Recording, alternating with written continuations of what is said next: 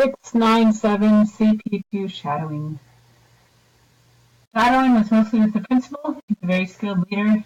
We set a vision of raising test scores through more professional development, student tutoring, and definitely more parent involvement. We discussed ideas to be a good principal. Staff pretty much said the same similar items. They said it's crucial to set rules, have a handbook, be super patient with middle school because, kids do funny things, so you got to follow the ed code. Professional development was a big focus this year. We spent more money and time on professional development than ever. We let teachers also pick their own professional development, and a lot of them went to NGSS, Common Core, writing for the CAS test. There were more meetings than ever to really stress that the board wanted stronger writers and better grades. The PD discussion revealed kids need far more help in ELs, class, sped, stuff like that. So Athena's class was set up for lunch. It was also Saturday school.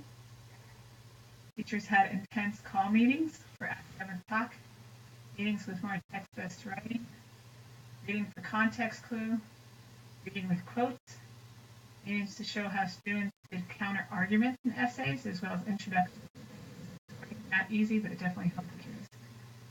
Families were included with technology like Parent Square and Google Classroom.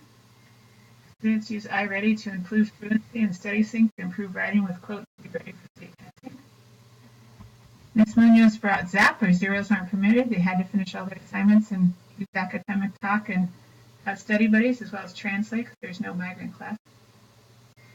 Ms. Munoz brought ideas of data. She recorded ideas from parent phone calls. It was a group effort.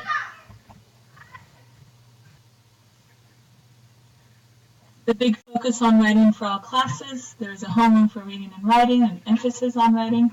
300 students did not have passing scores, but then after all this PD and training, 4 didn't pass, so that's a big reduction, and 70% increase in test scores. The vision of education was a higher rigor due to more professional development, trained staff, more tutoring, and parent involvement.